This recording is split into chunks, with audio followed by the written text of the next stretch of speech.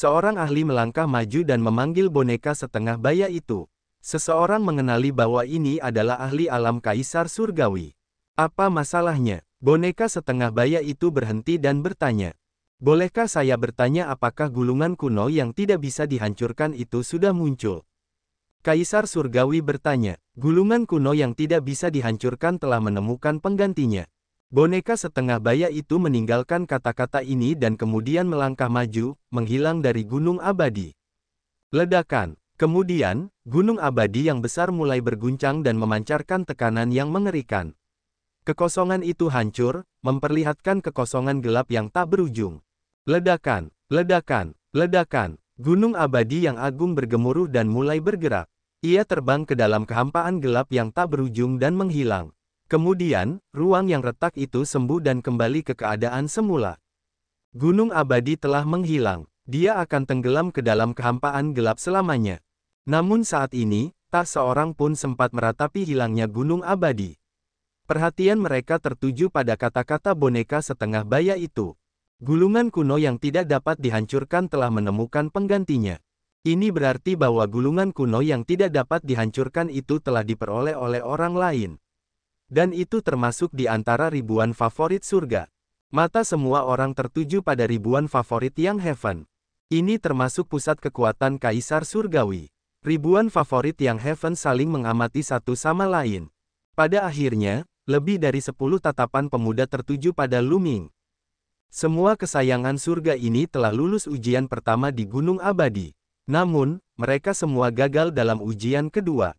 Mereka semua melihat bahwa Lu Ming telah lulus penilaian putaran kedua dan terus melangkah maju. Jika ada orang yang mendapatkan gulungan kuno yang tidak bisa dihancurkan, itu pasti Lu Ming. Mata beberapa orang dipenuhi dengan kecemburuan. Siapa di antara kalian yang telah memperoleh gulungan kuno yang tidak dapat dihancurkan? Majulah. Seorang ahli Kaisar Surgawi berbicara. Seberkas aura terpancar dari tubuhnya, seolah-olah itu adalah Dao Surgawi. Itu mewakili dunia ini, dan itu membuat hati seseorang bergetar. Lu Ming mengerutkan kening namun tidak mengatakan apa-apa. Siapa itu? Keluar. Seorang tirk surgawi lainnya melangkah keluar. Matanya seperti dua bintang, bersinar dengan cahaya terang saat ia menyapu pandangannya ke arah Lu Ming dan yang lainnya. Tuan Kaisar Surgawi, aku tahu siapa yang telah memperoleh gulungan kuno yang tidak bisa dihancurkan itu. Tiba-tiba, seorang pemuda berbicara. Lu Ming telah melupakan masa lalunya. Itu adalah seorang pemuda berambut pendek. Oh, siapa itu? Salah satu Kaisar Surgawi bertanya. Itu dia, Lu Ming. Pemuda berambut pendek itu menunjuk ke arah Lu Ming. Apa? Itu sebenarnya dia. Suasana menjadi heboh. Banyak orang tidak percaya. Bukankah Lu Ming belum menjadi Kaisar Suci?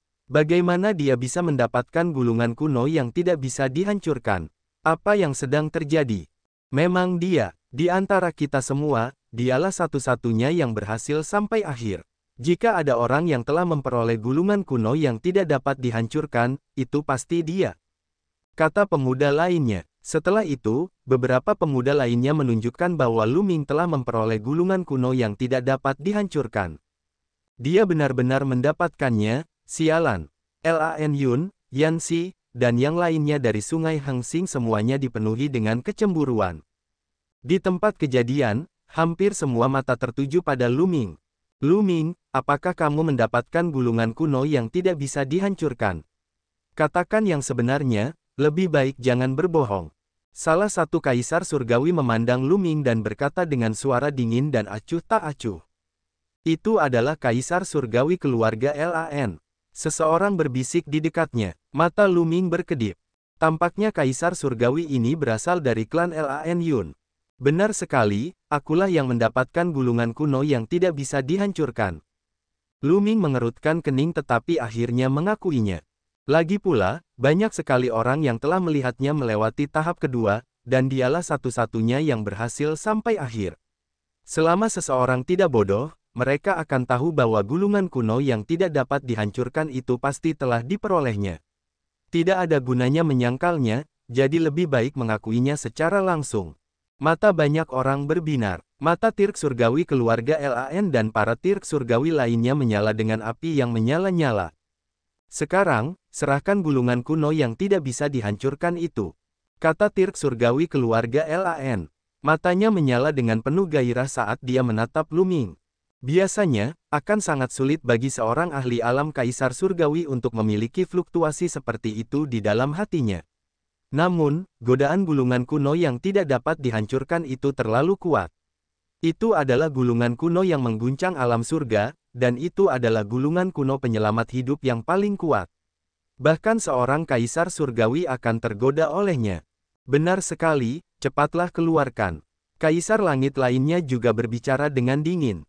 Mereka tampak angkuh dan nada bicara mereka dingin dan sombong. Mereka menuntut Lu Ming untuk menyerahkan kitab suci kuno itu dengan cara yang agresif. Seolah-olah Lu Ming tidak punya pilihan selain melakukan apa yang mereka katakan. Sikap macam apa ini? Dandan tidak senang dan berteriak, ini adalah kesempatan yang diperoleh Lu Ming. Ini adalah kesempatan pribadinya. Dia dapat memberikannya kepada siapapun yang dia inginkan. Kaisar surgawi keluarga Lan melirik Dandan dengan dingin dan berkata, sungguh lelucon. Gulungan kuno yang tidak dapat dihancurkan adalah harta karun dari alam surga. Bagaimana dia bisa menelan semuanya sendirian?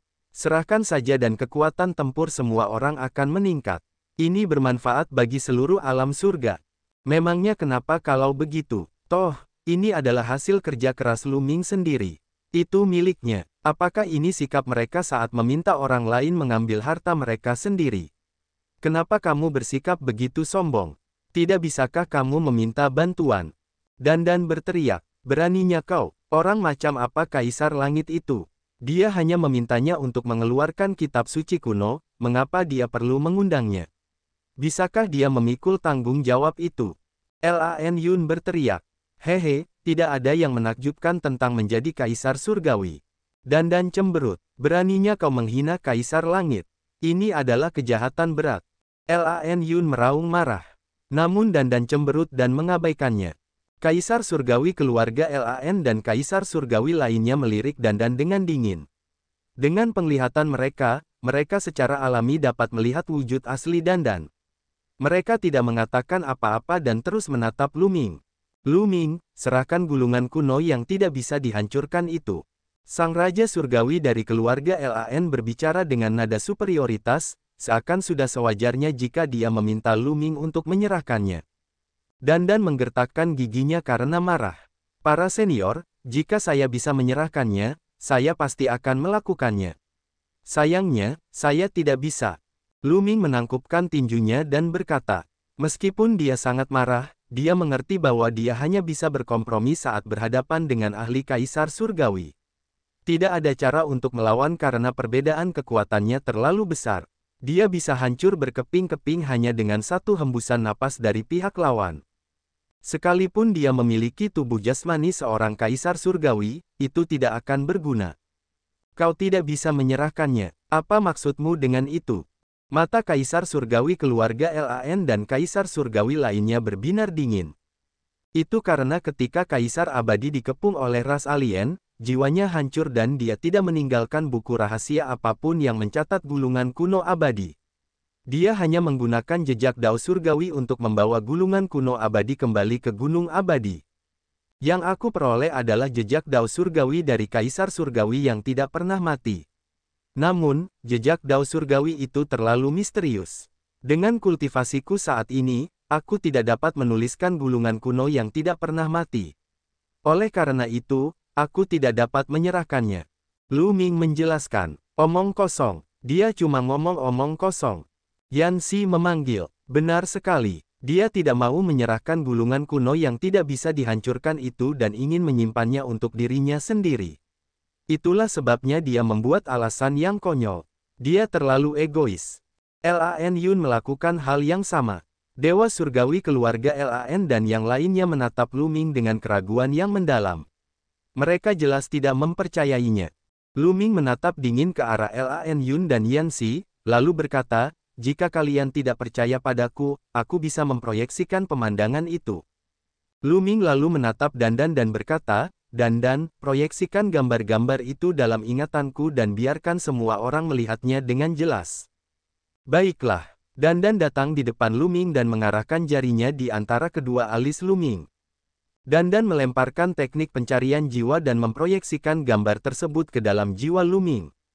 Ini tidak sulit. Selama Luming tidak melawan, siapapun bisa melakukannya. Tak lama kemudian, Dandan melambaikan tangannya, lalu sebuah gambar pun muncul di langit. Adegan ini adalah adegan Luming di lapangan giok putih di Gunung Abadi. Di langit, tanda dao surgawi yang mempesona terbang ke Glabella Luming. Kemudian, ada gambar yang tidak dapat ditulis oleh Luming dan penjelasan pria paruh baya itu. Semuanya jelas. Luming tidak berbohong. Bagaimana ini bisa terjadi? Menjijikkan. Seseorang berteriak, memperlihatkan ekspresi kekecewaan yang mendalam. Kaisar surgawi keluarga Lan dan yang lainnya sama kecewanya. Adapun Lan Yun, Yanxi dan yang lainnya, wajah mereka jelek.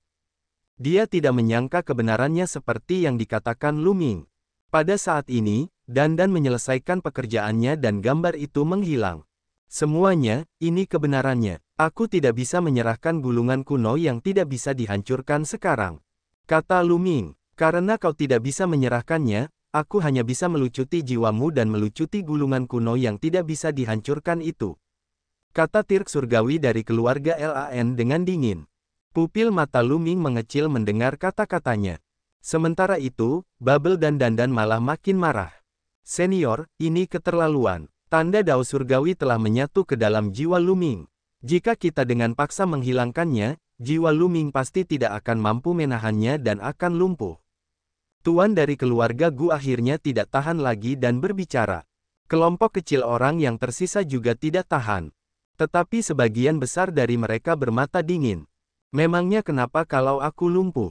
Kaisar surgawi keluarga Lan berkata dengan dingin, dia memiliki tubuh yang cacat dan tidak akan pernah menjadi kaisar suci.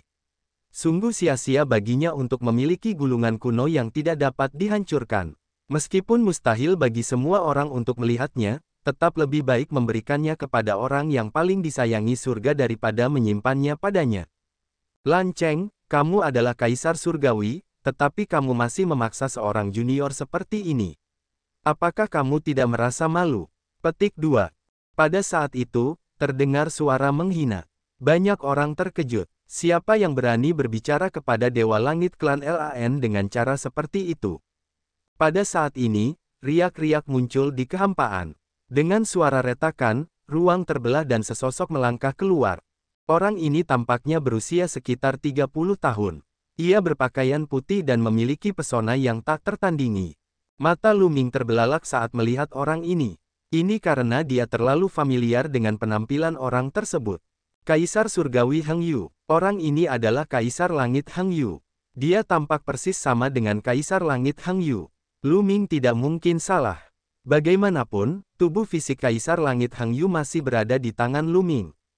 Kala itu, Kaisar Langit Heng Yu pernah mengatakan kepadanya bahwa ia pernah terluka parah, dan jiwanya hampir hancur. Ia tidak pernah menyangka akan memperbaiki tubuhnya dan memperbaikinya. Kemudian, Kaisar Langit Heng Yu telah meninggalkan tubuh batunya di alam purba dan menekannya di alam teratai. Kaisar Langit Heng Yu sendiri telah datang ke alam surga dan bertempur di alam surga. Luming tidak menyangka akan bertemu Kaisar surgawi Heng Yu di sini. Heng Yu, ini kamu. Wajah Tirk surgawi keluarga Lan menjadi gelap. Luming sangat gembira melihat Kaisar surgawi Heng Yu. Tentu saja aku. Kenapa, kau tidak senang melihatku? Kaisar surgawi Heng Yu tersenyum tipis. Heng Yu, kau ingin menghentikanku? Kata Tirk surgawi klan Lan dengan dingin. Tentu saja, adalah keberuntungannya sendiri bahwa orang kecil ini dapat memperoleh gulungan kuno yang tidak dapat dihancurkan. Bahkan jika dia dapat menuliskannya, dia dapat memberikannya kepada siapapun yang dia inginkan. Itu adalah kebebasannya. Selain itu, dia tidak dapat menuliskannya sekarang. Anda, Kaisar surgawi yang bermartabat, benar-benar ingin melucuti gulungan kuno yang tidak dapat dihancurkan dari jiwanya. Ini konyol. Kaisar surgawi Heng Yu berkata, suaranya dipenuhi amarah. Heng Yu, aku melakukan ini demi alam surga. Saat ini, alam surga sedang dikepung oleh ras alien dan dalam bahaya besar. Kita tidak tahu kapan ras alien akan menerobos pertahanan kita. Kita tidak boleh melewatkan apapun yang dapat meningkatkan kekuatan alam surga. Adapun Luming, dia cacat.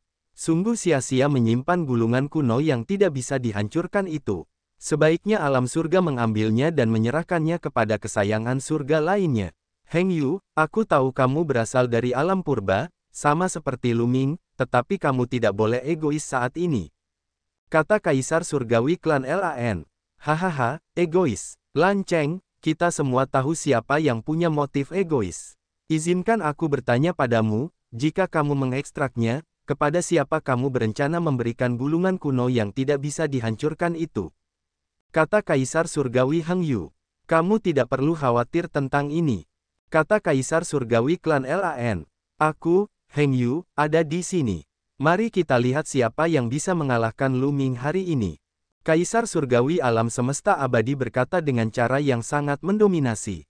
Heng Yu, apakah menurutmu kau bisa menghentikan kami semua sendirian? Tirk Surgawi keluarga Lan berkata dengan dingin saat aura mengerikan keluar dari tubuhnya. Pada saat yang sama, beberapa Kaisar Surgawi lainnya melakukan hal yang sama. Mereka menatap Kaisar Surgawi Heng Yu dengan mata yang tidak bersahabat. Salah satunya adalah penguasa Sungai Bintang Abadi, tetua berjubah abu-abu. Selain itu, Kaisar Surgawi klan Yan juga ada di antara mereka. Apakah kamu benar-benar berpikir kita mudah diganggu? Pada saat ini, terdengar suara kasar. Kekosongan itu kemudian terbelah dan dua sosok lainnya keluar. Seorang pria parubaya kekar dan seorang pria tua berdiri di samping Kaisar Surgawi alam semesta abadi, keduanya memancarkan aura yang menakutkan. Mereka semua adalah Kaisar Surgawi. Ada apa? Kaisar langit di alam purbamu ingin memberontak dan mengkhianati alam surga terlebih dahulu, kan? Tirk Surgawi klan Lan berteriak ketakutan. Dua Kaisar Surgawi yang datang setelah Kaisar Surgawi Heng Yu sama-sama berasal dari alam purba, dan kekuatan mereka sangat mencengangkan. Mereka sangat kuat. Kaisar Surgawi klan Lan sangat waspada terhadap Kaisar Surgawi alam semesta abadi. Lucu sekali, kalian semua tidak bisa mewakili alam surga. Kaisar Surgawi Heng Yu tertawa dingin. Kalau begitu, mari kita bertarung dan lihat apakah kamu bisa melindungi Luming. Aku benar-benar tidak mengerti, apa gunanya melindungi orang cacat. Kamu tidak tahu gambaran besarnya. Tuan dari Sungai Bintang Abadi, lelaki tua berjubah abu-abu itu berkata dengan dingin. Dia melangkah maju dengan cara yang sangat kuat. Hahaha, pada saat ini, Luming tertawa terbahak-bahak. Tawanya penuh dengan ejekan.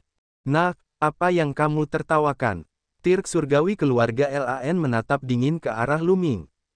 Sekarang, para Raja Surgawi sedang berbincang-bincang dan Luming berani tertawa seenaknya. Ini tidak sopan bagi mereka. Saya menertawakan kalian. Luming menunjuk ke arah Tirk Surgawi keluarga Lan, tetua berjubah abu-abu, Tirk Surgawi keluarga Yan, dan yang lainnya. Apa? Banyak orang terkejut. Luming benar-benar berani menertawakan para Raja Surgawi. Dia sangat berani dan sedang mencari kematian. Kaisar Surgawi keluarga Lan dan yang lainnya menatap dengan mata dingin saat aura mengerikan meledak. Namun, aura itu dihalangi oleh Kaisar Surgawi Heng Yu dan yang lainnya. Bocah, lebih baik kau jelaskan dengan jelas. Kata Tirk Surgawi klan Lan dengan dingin. Anda terus mengatakan bahwa menyimpan gulungan kuno yang tidak dapat dihancurkan itu adalah pemborosan. Menurut saya, itu lucu. Pemborosan untuk memberikannya kepada orang lain. Hanya dengan menyimpannya bersama saya, gulungan itu dapat digunakan secara maksimal. Luming berteriak keras, suaranya menyebar ke seluruh tempat. Hanya dengan menyimpan gulungan kuno yang tidak dapat dihancurkan itu bersamaku, maka gulungan itu dapat digunakan secara maksimal. Akan sia-sia jika memberikannya kepada orang lain. Suara Luming dipenuhi dengan keyakinan. Konyol, konyol, kau cacat dan tidak akan pernah menjadi kaisar suci. Aku tidak tahu dari mana kepercayaan dirimu berasal. Lan Yun tidak dapat menahan diri dan langsung membalas, kata-katanya penuh dengan ejekan. Benar sekali, lebih baik memberikan gulungan kuno yang tidak bisa dihancurkan itu kepada salah satu dari kami daripada menyimpannya bersamamu. Kau cacat, mengerti? Yan Si mengikutinya. Tubuh yang cacat, hehe, kalian semua pecundang. Kalian bahkan tidak sebaik tubuh yang cacat. Aku tidak mengerti bagaimana kalian masih punya muka untuk berteriak di hadapanku. Kalau aku jadi kalian, aku akan bunuh diri. Apa gunanya tinggal di dunia ini? Untuk mempermalukan diri sendiri. Lu Ming memarahi. Benar, omelan yang bagus, omelan yang bagus. Orang-orang itu ditelanjangi olehku saat itu, tetapi mereka masih punya muka untuk keluar dan melihat orang-orang. Aku benar-benar yakin. Aku bahkan tidak membantu mereka. Aku yakin dengan mereka. Dandan berteriak. Kalian. Wajah Lan Yun dan Yan Xi memerah. Mereka sangat malu dan marah sehingga mereka ingin mencari lubang untuk bersembunyi. Lidahmu tajam, tapi fakta telah membuktikan bahwa kamu cacat. Kata Tirk Surgawi klan Lan dengan dingin. Baiklah, kalau begitu, aku akan menantang mereka semua di sini hari ini. Siapapun yang bisa mengalahkanku akan bisa mendapatkan gulungan kuno yang tidak bisa dihancurkan. Lu Ming berbicara pada saat ini, tatapannya menyapu ke arah kesayangan surga muda. Semua orang terkejut. Lu Ming benar-benar ingin menantang semua talenta. Berani sekali. Apakah dia gila? Beberapa bulan yang lalu, Lu Ming telah mengalahkan Yuan Xin, Lan Yun, dan Yan Xi, yang telah bergabung dan menampilkan kemampuan tempur yang sangat kuat. Namun, Yuan Xin, Lan Yun, dan Yan Xi hanya kaisar hampa bintang 4. Namun, para ahli muda Tianjiao yang hadir setidaknya setengah dari para ahli Tianjiao di alam surga. Di antara mereka, tidak ada kekurangan kaisar bintang 5, bintang 6, dan bahkan bintang 7. Meskipun kekuatan tempur Lu Ming kuat, dia jelas bukan tandingan orang-orang ini karena perbedaan kekuatannya terlalu besar. Dia benar-benar sombong. Salah satu jenius muda berbicara dengan dingin. Dia ingin segera menyerang dan memberi Lu Ming pelajaran. Baiklah, kau sudah mengatakannya. Jika kau kalah, kau harus patuh membiarkan kami melucuti gulungan kuno yang tidak bisa dihancurkan itu. Heng Yu, jangan ikut campur saat waktunya tiba. Kata Tirk Surgawi klan Lan dengan dingin. Gulungan kuno yang tidak dapat dihancurkan itu terkandung dalam tanda jalur surga dari kaisar yang tidak dapat mati dan telah menyatu dengan jiwa Lu Ming. Jika dia melepaskannya dengan paksa, jiwa Lu Ming pasti akan terluka parah atau bahkan hancur dan dia akan mati di tempat. Namun, Tirk Surgawi keluarga Lan tidak akan mempertimbangkan hal ini. Apa hubungan kehidupan dan kematian Lu Ming dengannya? Kaisar Langit Hang Yu melirik Lu Ming, lalu mengangguk. Kalau begitu mari kita lakukan seperti ini. Biarkan anak muda menyelesaikan masalah mereka sendiri. Mundur. Kemudian, Dewa Surgawi keluarga Lan berbicara. Gelombang energi menyebar dan semua orang mundur, memberi Lu Ming cukup ruang. Siapa yang ingin bertarung lebih dulu? Lan Yun, Yan Xi, bukankah kalian berdua membuat keributan besar? Ayo. Lu Ming memandang Lan Yun dan Yan Xi. Ekspresi mereka berubah lebih buruk. Namun, mereka mengerti bahwa mereka bukan tandingan Lu Ming. Mereka hanya akan mencari celaka jika mereka maju. Mengapa mereka maju? Sombong, aku akan mengalahkanmu. Suara dingin terdengar. Seorang pemuda berambut pendek melangkah maju dan datang ke hadapan Lu Ming. Orang ini adalah pemuda yang telah menunjukkan bahwa Lu Ming telah memperoleh gulungan kuno yang tidak bisa dihancurkan. Hatinya dipenuhi rasa cemburu, tetapi di saat yang sama, dia juga sangat serakah. Dia ingin mengambil gulungan kuno yang tidak bisa dihancurkan itu untuk dirinya sendiri. Sekarang setelah dia mendapat kesempatan, tentu saja dia menjadi orang pertama yang bergegas keluar. Anda datang tepat waktu, Lu Ming berkata dengan dingin, kilatan dingin terpancar di matanya. Dia tidak mengenal orang ini, tetapi orang ini membahayakan Lu Ming karena keserakahannya. Bagaimana mungkin Lu Ming tidak membalas dendam atas hal ini? Ini saat yang tepat untuk menyiksa orang ini. Wah! Lu Ming segera bertindak. Ia melangkah ke dalam kehampaan dan menyerang pemuda berambut pendek itu seperti bola meriam dengan kecepatan yang sangat cepat. Huff! Pemuda berambut pendek itu mendengus dingin dan mundur dengan cepat. Pada saat yang sama, dia dengan cepat membentuk segel dengan tangannya. Tiba-tiba sebuah sosok muncul di depan Lu Ming. Sosok itu mengenakan baju besi. Tingginya lebih dari 2 meter dan memegang pedang besi besar di tangannya. Dia mengayunkan pedang itu ke arah Lu Ming. Pedang Qi bersiul di udara dengan kekuatan yang menakjubkan. Lu Ming menyerang dengan telapak tangannya dan menggunakan 5 jenis hukum. Dentang. Telapak tangan Lu Ming bertabrakan dengan sosok berbaju besi itu. Sosok berbaju besi itu terlempar oleh Lu Ming, dan serangannya berhasil diblokir. Ini, mayat hidup. Tatapan mata Luming berkedip. Sosok berbaju besi itu sama sekali bukan makhluk hidup, karena tidak ada kekuatan hidup di dalamnya. Sosok itu adalah roh orang mati yang penuh dengan ki kematian. Pada saat ini, pemuda berambut pendek itu terus membentuk segel tangan. Dua sosok setinggi 2 meter lagi dengan baju besi muncul di udara. Mereka berdua mengenakan baju besi dan memegang pedang tebal. Ini, boneka. Tidak, dia dipanggil. Orang ini mengendalikan hukum pemanggilan dan hukum kematian. Ini mantra. Pikiran Luming berpacu. Dalam sekejap, dia menemukan inti persoalannya. Pemuda berambut pendek itu menguasai beberapa hukum, salah satunya adalah hukum kematian, salah satu hukum terkuat. Jika digabungkan dengan hukum pemanggilan, ia dapat memanggil roh orang mati untuk bertarung. Pada saat ini, ketiga roh mayat hidup itu menyerang Luming secara bersamaan. Pedang besi mereka terangkat ke udara dan kekuatan mereka sangat mengejutkan. Wus, wus, wus. Luming menunjuk 3 jari berturut-turut. 3 kekuatan jari melesat ke arah 3 sosok berbaju besi, tetapi semuanya terhalang. Ketiga sosok berbaju besi itu terpental, namun kekuatan jari Luming juga terhalang. Kaisar Void Bintang 5, Luming dapat mengetahui bahwa kultivasi pemuda berambut cepak itu berada pada tahap Kaisar Ilusi Bintang 5 dan dia telah menguasai 3 jenis hukum. Ini karena roh-roh mati yang dia panggil tidak hanya mengandung hukum kematian tetapi juga hukum-hukum lainnya. Semakin kuat kultivasi pemanggil, semakin kuat pula roh mayat hidup itu. Lebih jauh lagi, semakin banyak hukum nomologis yang dikandungnya, semakin kuat pula roh itu. Oleh karena itu, kekuatan tempur ketiga roh mayat hidup ini sangat mengejutkan.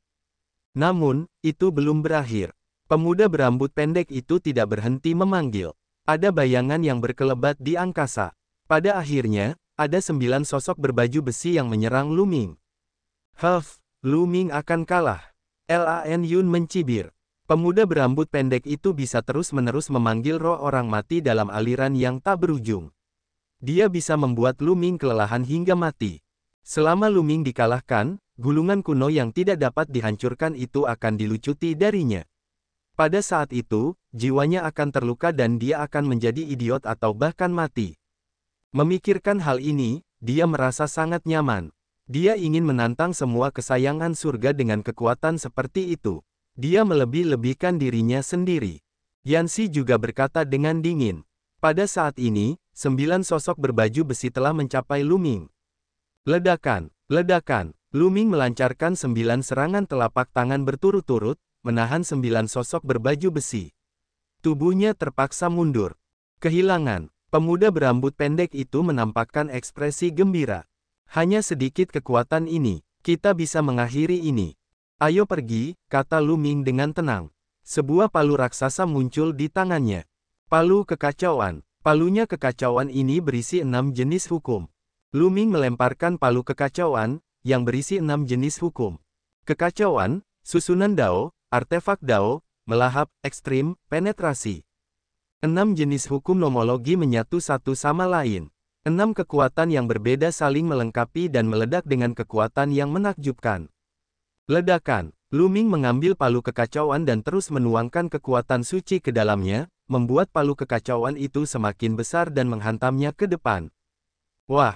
Roh mayat hidup berbaju besi terkena palu yang kacau.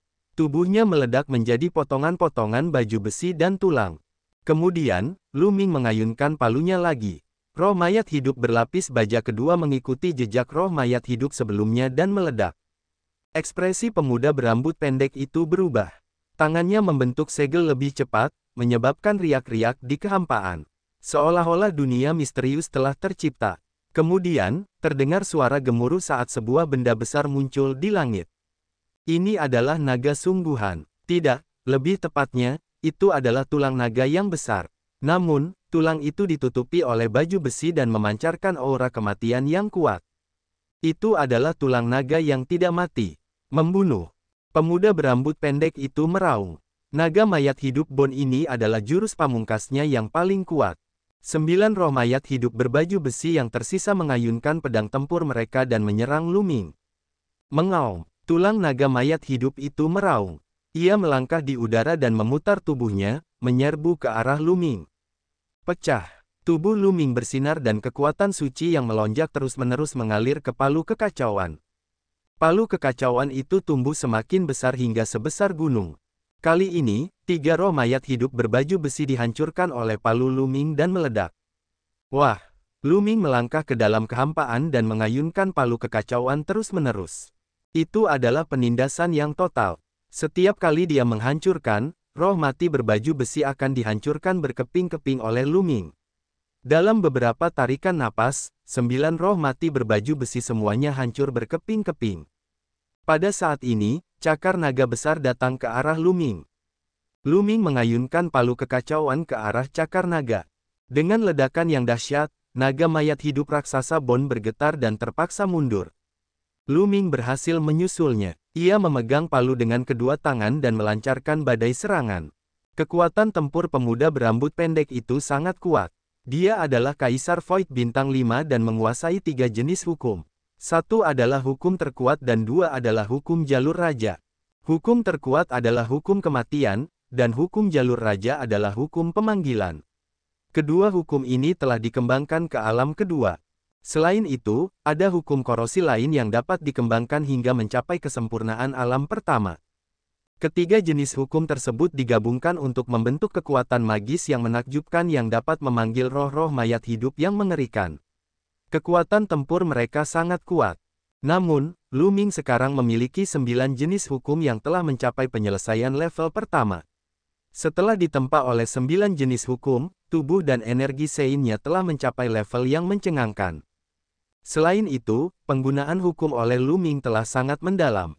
Kekuatan palu kekacauan yang diciptakannya sendiri bahkan lebih mengejutkan dari sebelumnya. Dengan meletusnya 6 jenis hukum, kemampuan Lu Ming sepenuhnya berada di atas pemuda berambut pendek. Ledakan, ledakan, ledakan. Palu kekacauan terus beradu dengan naga tulang yang tak mati. Naga tulang yang tak bernyawa itu tidak dapat melawan dan terus mundur. Tubuhnya yang besar terus bergetar, dan bahkan salah satu cakarnya pun putus. Tunggu. Pemuda berambut pendek itu meraung. Dia menuangkan seluruh energi dunia di tubuhnya ke tulang naga roh yang telah mati, meningkatkan kekuatannya. Akan tetapi, hal itu tetap tidak diperlukan. Ledakan. Lu Ming memegang palu kekacauan dengan kedua tangannya. Palu kekacauan itu seperti gunung kecil dan menghantam tulang naga roh yang mati dengan keras. Naga mayat hidup Bone bersinar. Udara kematian bercampur dengan kekuatan hukum korosi menerkam Lu Ming dengan raungan yang dahsyat. Beberapa cakar naga menyerang dan bertabrakan dengan palu kekacauan. Wah! Kaca! Cakar naga milik naga mayat hidup Bone meledak, berubah menjadi tulang-tulang patah dan beterbangan kemana-mana. Kemudian, palu kekacauan itu menghantam tengkorak naga mayat hidup Bone. Tengkorak roh mayat hidup Dragon Bone ditutupi dengan lapisan baju besi tebal. Namun, di bawah serangan ke bawah ini, baju besi itu pecah, dan tengkorak roh mayat hidup Dragon Bone ditutupi dengan retakan seperti jaring laba-laba. Wah!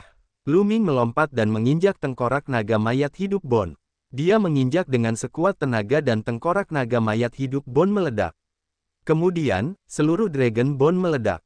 Tubuh Green yang berambut 1,5 cm bergetar dan dia memuntahkan seteguk darah. Wajahnya pucat. Asyik. Lu Ming memanfaatkan kekuatan hentakannya dan langsung menerkam di depan pemuda berambut pendek itu. Remaja berambut pendek itu terkejut dan ingin mengaku kalah. Namun, Lu Ming tidak memberinya kesempatan untuk melakukannya. Dia menghantamkan palunya ke bawah. Celepuk. Pemuda berambut pendek itu langsung terkena palu itu. Tubuhnya jatuh seperti meteorit dan menghantam tanah. Bumi bergemuruh dan debu memenuhi udara. Sebuah lubang besar terbentuk di tanah. Pemuda berambut pendek itu tergeletak di dalam lubang seperti anjing mati. Dia haus darah dan terus-menerus berkedut. Lu Ming telah menunjukkan belas kasihan. Kalau tidak, orang ini akan diinjak sampai mati oleh Lu Ming. Sampah macam ini masih memikirkan gulungan kuno yang tidak bisa dihancurkan. Bukankah sayang jika memberikannya kepada orang seperti itu? Lu Ming berkata dengan nada meremehkan. Dia menatap Kaisar Surgawi keluarga Lan Cheng, dan suaranya dipenuhi dengan ejekan. Wajah Lan Cheng sangat muram, dan hatinya dipenuhi amarah. Menurutnya, Lu Ming hanyalah seekor semut. Seekor semut berani memprovokasi dan mengejeknya. Dia benar-benar kurang ajar. Namun, ada begitu banyak orang di sini, dan dengan identitasnya sebagai Kaisar Surgawi, wajar saja jika dia tidak bisa bertindak. Dia hanya bisa menahan amarahnya dan mendengus dingin. Orang ini begitu kuat. Lan Yun, Yan Xi, Heng Xinghe, dan Yuan Xin semuanya memiliki pandangan suram. Tian Ming, yang mengenakan jubah putih, berdiri di kehampaan dengan tatapan serius di matanya. Yang lainnya juga sangat terkejut. Ini adalah pertama kalinya banyak dari mereka melihat Lu Ming beraksi. Mereka tidak dapat menahan diri untuk tidak membelalakkan mata karena tidak percaya. Dia hanyalah seorang calon kaisar, namun dia tidak hanya mampu melintasi alam untuk bertarung dengan alam kaisar bela diri, dia juga mampu melintasi banyak alam kecil. Pemuda berambut pendek itu adalah Kaisar Ilusi Bintang 5. Selain itu, dia bukan Kaisar Ilusi Bintang 5 biasa. Dia adalah kesayangan surga kelas atas. Ada perbedaan yang sangat besar di antara mereka, tetapi dia tetap dikalahkan oleh Lu Ming. Hal ini sungguh tidak pernah terdengar, belum pernah terjadi sebelumnya, dan belum pernah terjadi dalam sejarah. Terlepas dari apakah Lu Ming bisa menjadi kaisar bela diri atau tidak, tingkat kekuatan tempur ini telah menciptakan sejarah. Siapa lagi yang ingin bertarung? Lu Ming mengamati sekelilingnya, semangat juangnya membumbung tinggi. Aku akan melakukannya. Tiba-tiba terdengar suara. Seorang pemuda berjubah hitam dengan rambut panjang terbang keluar. Kecepatannya sangat cepat, seolah-olah dia sedang berjalan melalui kehampaan. Dia melangkah dan tiba-tiba muncul tidak jauh dari Lu Ming. Itu Ming Sheng, dia akan segera bergerak. Konon, Ming Sheng sudah mencapai level Kaisar Ilusi Bintang 6. Pemahamannya terhadap hukum bahkan lebih mendalam. Dia pasti bisa mengalahkan Lu Ming dengan ini. Benar sekali, hukum nomologi inti Ming Sheng adalah hukum nomologi ruang dan waktu. Bila digabungkan dengan hukum nomologi lainnya, kekuatan magis yang dikembangkannya tidak dapat diprediksi dan kekuatannya tidak terduga. Begitu pemuda berpakaian hitam itu muncul, kerumunan pun mulai berdiskusi. Jelaslah bahwa pemuda berpakaian hitam itu sangat terkenal. Ming Sheng berambut hitam dan berpakaian hitam. Dia sangat tampan. Dia berdiri di kehampaan, tetapi sosoknya terus berubah. Seolah-olah dia tidak termasuk dalam ruang dan waktu ini. Hukum ruang waktu. Tatapan mata Lu Ming berkedip sedikit. Hukum ruang waktu adalah hukum yang paling tidak terduga dan misterius. Hukum ini merupakan salah satu hukum yang paling sulit untuk dipahami di antara 10 hukum teratas. Jika digabungkan dengan hukum nomologi yang lain, seni sakral yang terbentuk tentu sangat misterius. Lu Ming sangat fokus. Dia tidak berani bersantai. Asyik. Tiba-tiba, sosok Ming Sheng bergerak. Dalam sekejap, ia menerkam ke arah Lu Ming dengan kecepatan tinggi. Namun, saat ia baru setengah jalan, tubuh Ming Sheng tiba-tiba menghilang. Tidak baik. Lu Ming terkejut. Tanpa berpikir panjang, dia mengayunkan palu kekacauan itu ke belakang. Palu kekacauan yang besar itu sebesar gunung. Palu itu memenuhi langit dan kekosongan terus meledak. Namun, hal itu tidak mengenai Ming Sheng. Dia tidak berada di belakang Lu Ming. Sebaliknya, dia berada di atas Lu Ming. Ledakan. Ming Sheng melangkah maju. Kekuatan mengerikan menembus kehampaan dan membentuk kekuatan pembunuh yang mengerikan yang melesat ke arah kepala Lu Ming dengan kecepatan yang mencengangkan. Pada saat ini, Lu Ming membentangkan sayap ilahinya yang berbulu 6. Itu adalah sepasang sayap transparan. Dengan kepakan, sosoknya menghilang di tempat dan muncul kembali 1000 meter jauhnya, menghindari serangan Ming Sheng. Pada saat yang sama, palu kekacauan di tangan Lu Ming menghilang. Meskipun palu kekacauan itu kuat, kecepatannya tidak cepat. Tidak cocok untuk menghadapi orang-orang seperti Ming Sheng. Menarik, kalau begitu mari kita beradu kecepatan. Melihat Lu Ming berhasil menghindari serangan itu, Ming Sheng mencibir. Sosoknya kembali bersinar dan menghilang dari tempatnya. Jantung Lu Ming berdebar kencang. Dengan kepakan sayapnya yang berbulu 6, dia meninggalkan tempat itu. Keduanya bergerak sangat cepat saat melesat di udara. Beberapa kultivator yang lebih lemah bahkan tidak dapat melihat gerakan mereka. Dia sangat cepat. Ming Sheng dapat mengendalikan hukum ruang waktu. Dapat dimengerti bahwa dia cepat. Tapi mengapa kecepatan Lu Ming juga begitu mengejutkan? Seni ilahinya sangat menakjubkan. Dia benar-benar bisa mengimbangi kecepatan Ming Sheng. Banyak orang dengan kultivasi tinggi membuka mata lebar-lebar dan memperhatikan pemandangan dengan saksama, takut melewatkan satu hal pun. Keduanya bergerak terlalu cepat, begitu cepatnya sehingga mereka menghilang. Jika kultivasi seseorang tidak cukup tinggi, mereka tidak akan dapat melihat mereka sama sekali. Mereka hanya akan melihat kekosongan. Lu Ming dan Ming Sheng melesat di kehampaan dengan kecepatan yang sangat cepat. Dalam beberapa menit, keduanya melesat ribuan kali tetapi mereka tidak menemui satu gerakan pun. Asyik. Tiba-tiba, sosok Ming Sheng muncul. Dia tidak bergerak lagi, dan ekspresinya agak gelap. Dalam hal kecepatan, yang merupakan kelebihannya, dia sebenarnya tidak bisa menahan Lu Ming. Dia merasa sedikit malu. Ming Sheng berhenti. Lu Ming juga berhenti tidak jauh dari situ. Kecepatanmu tidak berguna di hadapanku.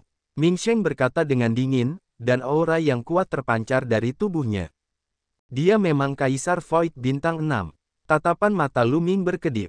Kultivasi Ming Sheng lebih tinggi daripada pemuda berambut pendek itu.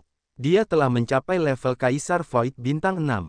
Pohon palem sungai pegunungan. Ming Sheng bergerak. Ia melesat ke langit lalu menepuknya dengan telapak tangannya. Jejak telapak tangan yang sangat besar terbentuk. Begitu jejak telapak tangan itu muncul, jejak itu dengan cepat berevolusi dan akhirnya berubah menjadi dunia pegunungan dan sungai. Orang bisa melihat bahwa ada gunung, sungai, dan danau di dalamnya. Itu seperti seluruh dunia, menekan seluruh kehampaan dan menekan Lu Ming. Pemandangan itu sangat mengerikan. Menghadapi serangan seperti itu, tidak ada cara untuk menghindarinya. Satu-satunya cara adalah menghadapinya secara langsung. Palu kekacauan muncul lagi di tangan Lu Ming dan tumbuh dengan cepat. Lu Ming mengambil palu kekacauan dengan kedua tangan dan mengayunkannya ke dunia sungai gunung seolah-olah ingin meledakkan dunia ini. Ledakan. Terdengar ledakan yang memekakkan telinga dan dunia pegunungan dan sungai berguncang hebat. Namun, palu kekacauan di tangan Lu Ming bergetar lebih hebat lagi. Dia bisa merasakan kekuatan yang sangat kuat melonjak ke arahnya. Seolah-olah dia benar-benar mengguncang dunia. Tubuhnya bergetar hebat saat dia mundur. Ki dan darahnya bergejolak. Sungguh kekuatan yang dahsyat. Orang ini telah menguasai 4 jenis hukum nomologi, 3 di antaranya telah mencapai alam kedua. Lu Ming menarik napas dalam-dalam dan menstabilkan aliran darah yang mengalir dalam tubuhnya. Keduanya bertukar pukulan dan Lu Ming bisa merasakan kemampuan Ming Sheng. Sungguh mengejutkan. Kultivasinya telah mencapai level Kaisar Ilusi bintang 6 dan dia telah menguasai 4 jenis hukum, salah satunya adalah hukum pamungkas dan 3 di antaranya adalah hukum jalur raja. Dia telah mencapai ranah kedua dalam hukum ruang waktu dan 2 hukum jalur raja. Lebih jauh lagi, teknik kekuatan sihir orang ini terbentuk dari 4 jenis hukum nomologi, yang sangat mengejutkan. Meskipun beberapa orang dapat mengendalikan banyak jenis hukum nomologi, seperti 5 jenis hukum nomologi, teknik kekuatan super mereka hanya terdiri dari 3 jenis hukum nomologi dan tidak dapat menampilkan kekuatan penuhnya. Misalnya, meskipun Lu Ming telah menguasai 9 jenis hukum, teknik kekuatan sucinya tidak terdiri dari 9 jenis hukum. Dapat dikatakan bahwa kekuatan tempur Ming Sheng sangat mengejutkan. Dia beberapa kali lebih kuat dari pemuda berambut pendek sebelumnya. Kamu bisa menerima salah satu serangan telapak tanganku. Lumayan, mari kita lihat berapa banyak serangan telapak tanganku yang bisa kamu terima. Telapak tangan sungai gunung tingkat 2. Ming Sheng berkata dengan dingin. Seluruh tubuhnya memancarkan cahaya terang saat dia menyerang dengan telapak tangan lainnya. Kali ini, 2 dunia sungai pegunungan terbentuk dan menekan Lu Ming. Kekuatannya bahkan lebih mengejutkan. Ayo, Lu Ming mengeluarkan raungan panjang. Kekuatan tubuhnya disirkulasikan secara ekstrim. Dia memadatkan kekuatan Sein yang kuat dan menuangkannya ke dalam palu kekacauan. Dia mengayunkan palu itu ke arah lawannya. Ledakan memekakkan telinga terdengar lagi. Kekuatan itu menggelinding ke segala arah dan satu sosok terpaksa mundur. Sosok itu adalah Lu Ming. Kali ini, dia masih dalam posisi yang kurang menguntungkan dan terpaksa mundur. Lagi, Ming Sheng berteriak dan melancarkan serangkaian serangan. Kali ini, 3 dunia terbentuk dan mereka menekan Lu Ming. Kali ini, Lu Ming juga mengeluarkan kekuatan penuhnya dan mengeluarkan 7 jenis hukum. Kekacauan, melahap, ekstrim, penetrasi, dao pembentukan, dao alkimia, dan dao keahlian. Terlepas dari aturan kematian dan aturan kehidupan, yang belum diintegrasikannya, Lu Ming telah menggunakan seluruh kekuatannya. Kekuatan palu kekacauan bahkan lebih mencengangkan, dan bertabrakan dengan sungai pegunungan dunia. Kali ini, Lu Ming langsung menembus 3 lapisan gunung dan sungai lawan, menyebabkan Ming Sheng terus mundur. Desis, desis, desis. Terdengar suara terkesiap di tempat kejadian. Lu Ming benar-benar mampu bertarung dengan Ming Sheng dan bahkan memaksanya mundur. Ini terlalu mengerikan. Ming Sheng memiliki basis kultivasi Kaisar Void bintang 6. Selain itu, bakat Ming Sheng sendiri membuatnya mudah mengalahkan Kaisar Void bintang 7 biasa. Namun, Lu Ming mampu mengalahkannya. Apa artinya ini? Ini berarti Lu Ming juga bisa mengalahkan Kaisar Ilusi bintang 7 biasa. Lu Ming hanyalah seorang calon kaisar, tetapi ia mampu mengalahkan Kaisar Ilusi bintang 7 biasa. Ini setara dengan melintasi seluruh wilayah. Banyak orang saling memandang. Jika mereka tidak melihatnya dengan mata kepala sendiri, mereka tidak akan percaya bahwa semua ini nyata. Kudengar Lu Ming telah menguasai 2 prinsip utama. Aku penasaran apakah itu benar. 1. Tidak tahu. Sungguh luar biasa bahwa dia dapat mengendalikan 2 prinsip utama. Menurut saya, itu mungkin benar. Tidakkah Anda memperhatikan bahwa dia telah menggunakan 7 maksim? Ini sudah tidak dapat dipercaya. Saya tidak akan terkejut jika dia dapat mengendalikan maksim pamungkas lainnya. Namun, meskipun ia telah menguasai 2 jurus pamungkas, hal itu tidak akan banyak berguna untuk meningkatkan kekuatan tempurnya.